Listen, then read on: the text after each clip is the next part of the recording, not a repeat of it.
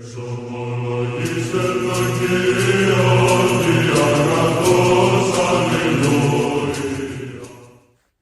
nderuar miq të dashur, vëllezër dhe motra më Krishtin, ja ku jemi së bashku në takimin ton të përditshëm komenti i shkrimit të shenjtë. Jemi në datën 19 maj dhe Kisha Ortodokse në këtë datë na nxit të lexojmë nga libri i Veprave të Apostujve, kapitulli 17, vargu 19 deri në vargu 28.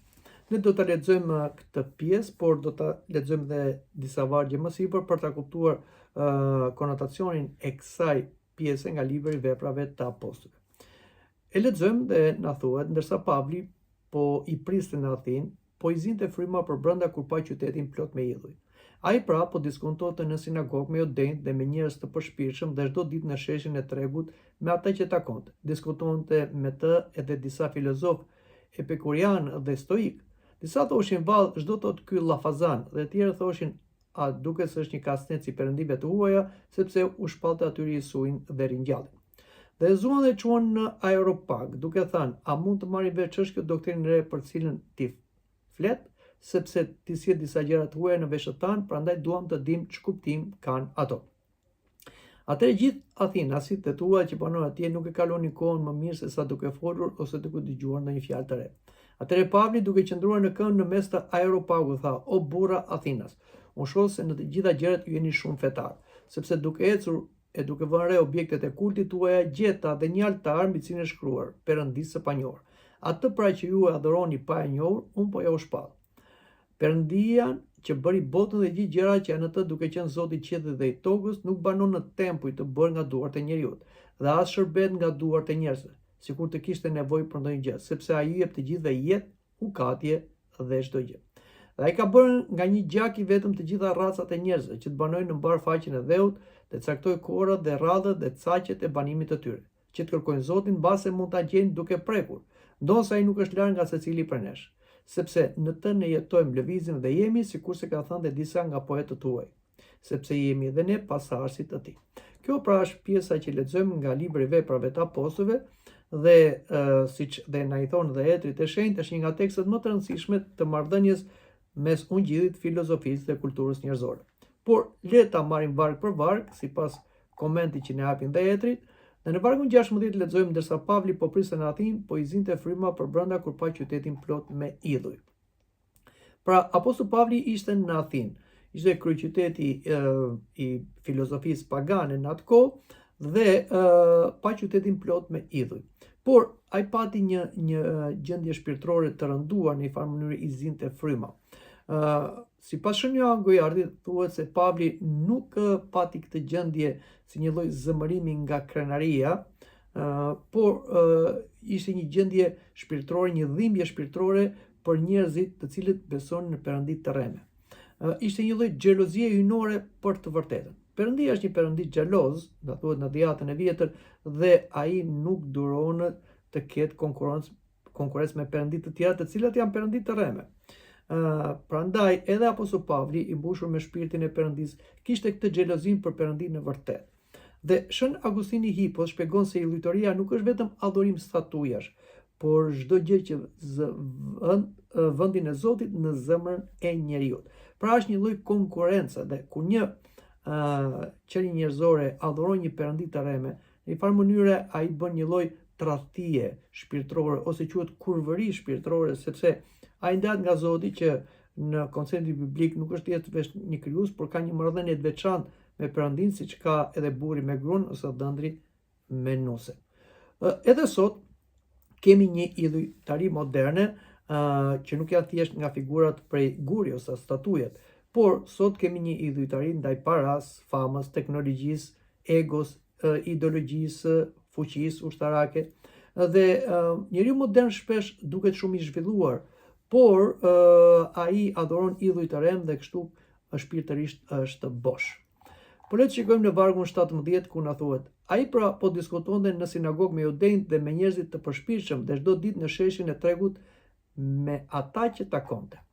Në këtë varg na thuhet një vërtet e madhe që vepronte apostull Pavli. Ai e para përfitonte të shkonte në sinagogë. Sinagogat, e kemi thënë dhe tjetër, ishin ndërtesa ku mblidheshin judejt e diasporës, të shtunave, dhe lexonin dhe interpretonin ligjin. Por Pavli nuk shkonte vetëm tek sinagoga judeme. Ai përfitonte nga çdo situatë dhe çdo rast. Shkonte edhe në treg, te njerëzit e zakonshëm. Pra, ai nuk e mbyllte besimin vetëm në tempull. Kjo është shumë e rëndësishme, sepse fryma apostolike e çonte Pavlin aty ku ishin njerëzit, ashtu si dhe Krishti nuk qëndroi vetëm në Jeruzalem, por ai shkonte qytet me qytet, fshat më fshat, për takuar njerëzit në rrafshin personal. Dhe edhe sot nuk duhet të bëjmë besim vetëm të mbyllur në ambientet kishtare, por ne duhet ta çojmë atë përtej kufive të kishës. Pra, duhet ta çojmë aty ku punojmë, aty ku mësojmë, në media, në jetën publike, dhe kjo është shumë e rëndësishme, sepse ne duhet ta çojmë besimin aty ku janë njerëzit, dhe t'ju flasim njerëzve për besim, patjetër pa ju imponuar, pa i mërzitur, por duke respektuar lirinë e tyre dhe dëshirën e tyre. Por asnjëherë nuk do ta shikojmë besimin se është brenda vetëm institucionit dhe të presim që njerëzit vinë tek institucioni, por ne duhet shkojmë tek njerëzit, ashtu si shkonte dhe Zoti Krisht, por edhe apostujt dhe apostull Pavli tek njerëzit. Dhe flasim për vargun 18. Diskutonim me të edhe disa filozof epikurian dhe stoik. Disa thoshin vallë, çdo thot ky llafazan. Dhe të tjerë thoshin duket se është një kasnet si perëndive të huaja, sepse u shpall atyre i suin dhe ringjallje. Në këtë varg na thuhet për disa filozof epikurian, të cilët besonin se kënaqësia dhe mungesa e dhimbjes është qëllimi kryesor i jetës. Dhe stoikët besonin në vetë kontrollin dhe në arsyen. Të dim se në Athinë kishte shumë rryma filozofike, madje aty këshitoshin gjithë rrymat filozofike të kohës, dhe ata kishin zakon pra të bisedonin për këto rryma filozofike. Shën Klementi i Aleksandris thotë se filozofia greke ishte një paraprgatitje për ungjillin që i bëi paganëve, por patjetër jo e plot. Sepse duhet dim se edhe në filozofinë greke ose në filozofitë ose kulturat e vendeve, prapë shikojmë gjurmët e logosit, ose si quhen ato farat e besimit që ishin. Pra, çdo gjë është një sferë që në një farë mënyrë menaxhohet nga Zoti që është përtej kësaj sfere. Dhe Zoti lë gjurmë të gjithë, jo vetëm të popullit Izraelit, që ishte një popull i zgjedhur që kishte një takim personal me Zotin, që kishte marrë ligjin, por edhe në popujt e tjerë Zoti kishte dërguar në mënyrë mistike disa të vërteta që qarkullonin. Dhe këto ishin në një farë mënyrë një paraprgatitje për paganët që kur të vinte krishterimi tek ata, ta kishin më të lehtë për të pranuar besimin në Krishtin. Ata, pra filozofët, e quanin Pavlin një llafazan, sepse mendonin se ai merrte ide të shpërndara pa kuptim, sepse nuk e kuptonin mesazhin e ungjillit. Por edhe sot ungjilli konsiderohet si diçka e vjetëruar, naiv, jo shkencor, madje edhe ata që përhapin ungjillin duken si të bezdishëm, si llafazan, por gjithmonë duhet dim se pyetjet bazike që i zgjidh dhe i qartëson ungjilli janë: kush është njeriu, pse ekzistojmë dhe çfarë ndodh pas vdekjes.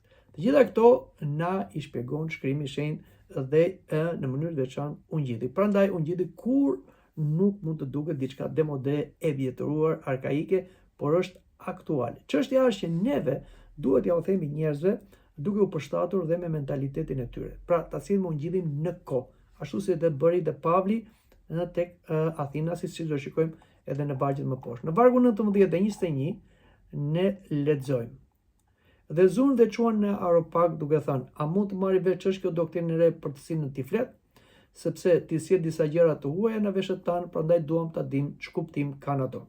Atëherë gjithë Athinasit dhe të huajt që banonin atje nuk e kalonin kohën më mirë se sa duke folur ose duke dëgjuar ndonjë fjalë të re. Në këto vargje, pra vargun 19 dhe 21, e quan Pavlin në Areopag.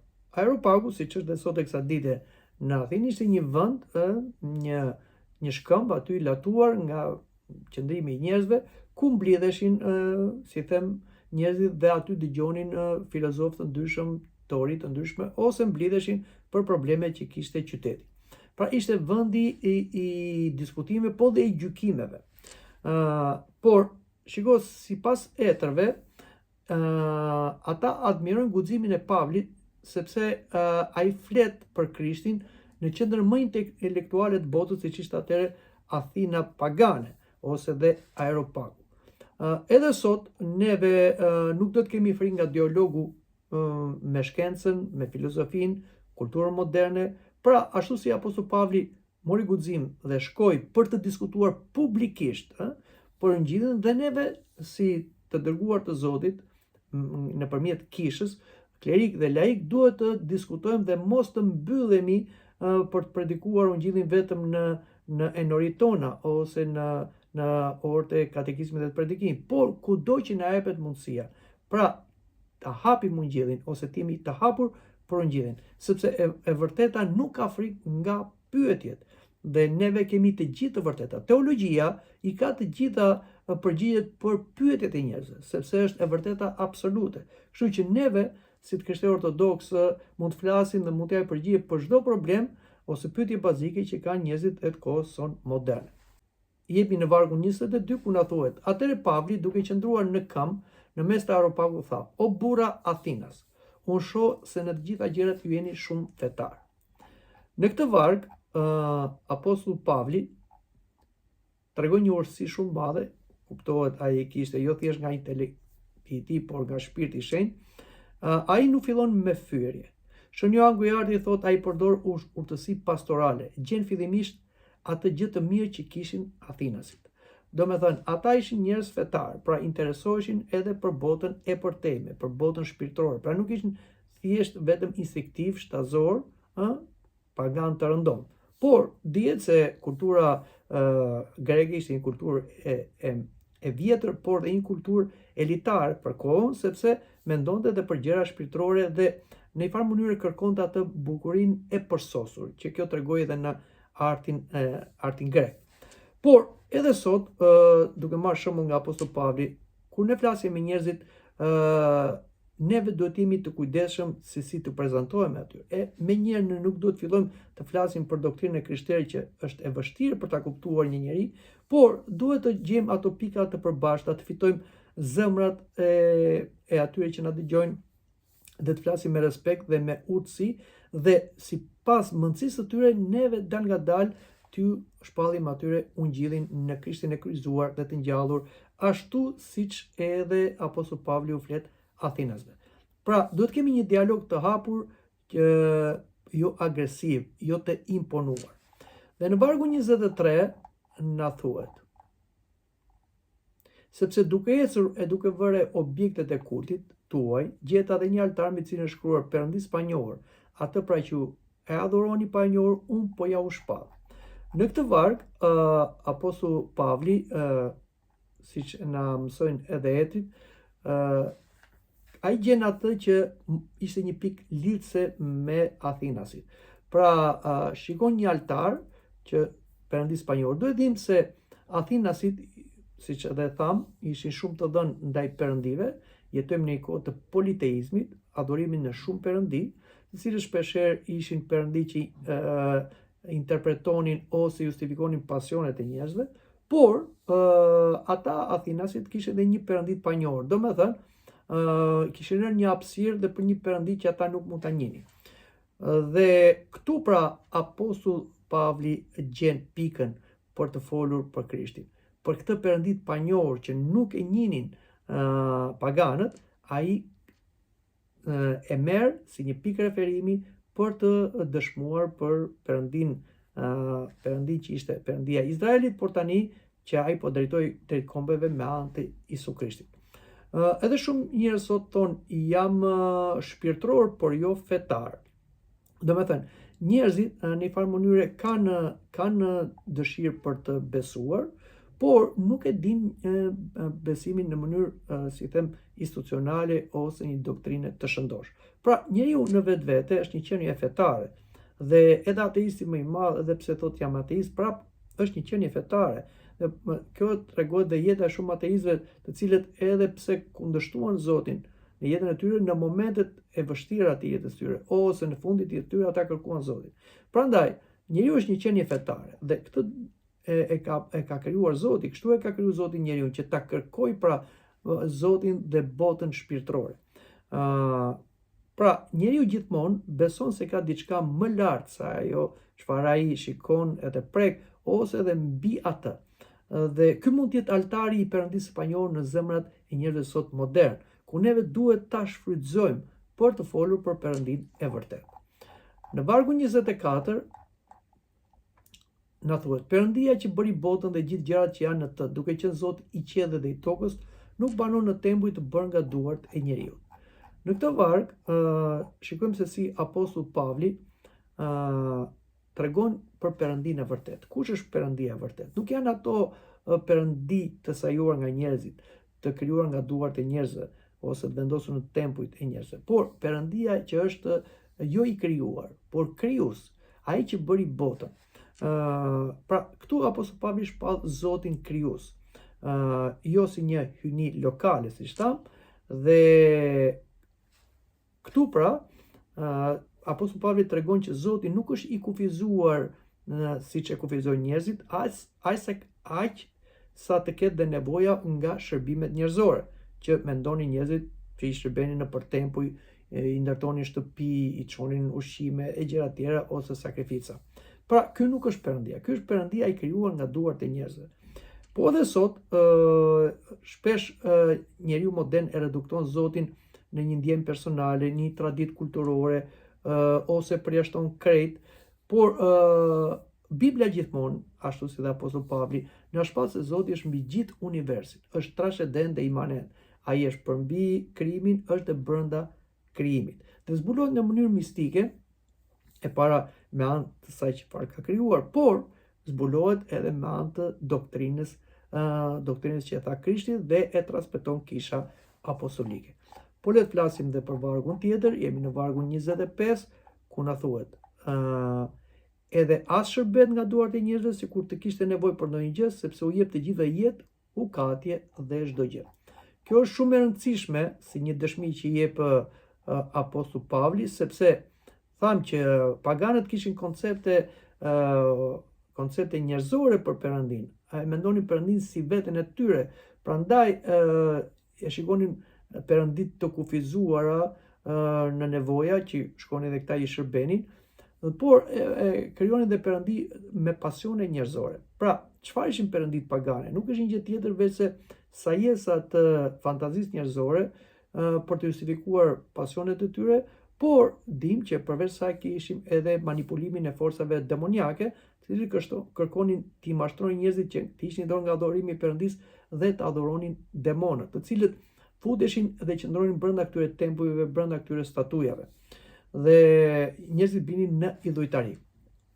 Por apostull Pavli kërkon t'i çlirojë Athinasin nga këto koncepte humanoide për Perëndin. Perëndia nuk ka nevojë si qenit njerëzore, pra nuk ka nevojë dhe nuk është i kushtëzuar, dhe Shën Aleksandri thotë se vetë ekzistenca jonë mbahet nga fuqia e Perëndis dhe ne nuk mbajmë Perëndin. Prandaj këto gjëra duhet të jenë të pranuara edhe në kohën e sotme. Pavarësisht se kemi kultura moderne, në thonjza, që promovon iluzionin e vetmjaftueshmërisë, pra që njeriu është i vetmjaftueshëm dhe në një farë mënyrë është një zot i kësaj kohe, por jeta nga vërtetuar dhe vërteton që nuk është kështu. Vetëm Zoti është i vetmjaftueshëm. Ai nuk ka nevojë për shërbim dhe shërbëtor. Nëse lejon ti shërbehet atij, si shërbejnë angjëjt ose në njerëzit, nuk e bën nga nevoja, e bën se ai lejon nga dashuria që këto krijesa të shprehin dashurinë ndaj Perëndis, po jo se ka nevoja. Paganët kishin koncepte ndryshme, thash, që mendonin se perëndit kishin nevoja për shërbimin njerëzor. Prandaj duhet ta shikojmë këtë koncept edhe sot, por në krahun tjetër. Pra, njeriu mendon se është i vetmjaftueshëm, por ne duhet të themi, siç dhe apostull Pavli, që vetëm Perëndia ekziston nga vetvetja dhe ne kemi nevojë për Perëndin. Dhe pa Perëndin qytetërimi ynë shkërmoqet, por dhe jeta jon shkatërrohet. Dhe në vargu 26 neve lexojmë: dhe ai ka bërë nga një gjak i vetëm të gjitha rasat e njerëzve që të banojnë në mbar faqen e dheut dhe caktoi korat me radhë dhe caqet e banimit të tyre. Në këtë varg, apostull Pavli tregon një të vërtet tjetër të madhe, që është vërtet biblike. nga një gjak i vetëm ka bërë gjitha racat njerëzore. Ky varg përdoret nga etrit kundër racizmit, krenarisë etnike, ndarjes midis popujve, të cilët mendonin që ishin raca të ndryshme, grupime të ndryshme njerëzore dhe armiqësore. Por edhe sot, pavarësisht se njerëzit e kanë shtuar dhe diturinë edhe në lidhje me ADN njerëzore, pra që është një ADN, dhe kjo na çon tek fillesa, zanafilla e racës njerëzore te çifti i parë, përsëri sot njerëzit kanë racizëm, kanë krenari etnike, kanë nacionalizëm, kanë ndarje dhe përçarje. Por të gjithë jemi njësh, jemi vëllezër dhe motra të një gjaku, pra të gjakut të çiftit parë. Dhe këtë e ka krijuar Perëndia, se Perëndia krijoi çiftin e parë, ADN-n e parë që transmetuan edhe ata.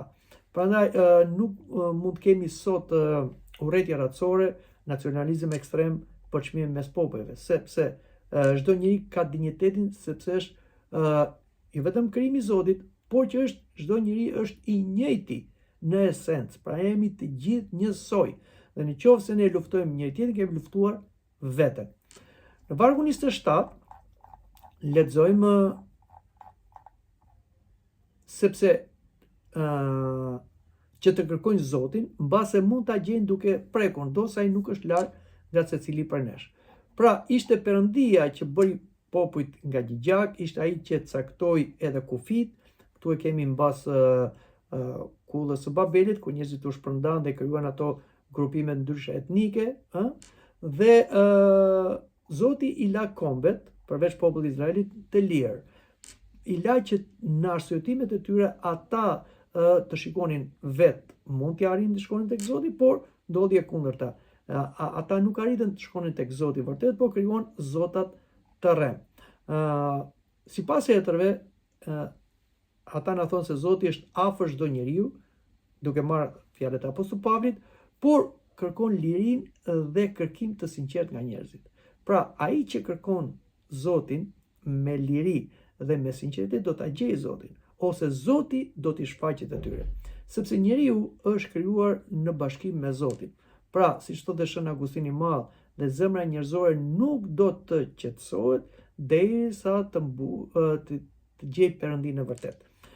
Prandaj edhe sot shumë njerëz ndjejnë boshllëk, ankth, mungesë kuptimi, sepse ata po kërkojnë pa kuptuar Zotin që i përmbush të gjitha. Kështu dhe ne duhet ta shfrytëzojmë këtë dëshirë që ka dhe sot njeriu modern, që kërkon përsosmërinë për ta çuar tek Zoti që është përsosmëria, ashtu si dha apostulli Pavli nxiti dhe Athinasit. Dhe vargu i fundit për sot, vargu 28, na thot: sepse në të ne jetojmë, lëvizjen dhe jemi, sikurse kanë thënë dhe disa nga poetët tuaj, sepse jemi edhe ne pasardhësit të tij.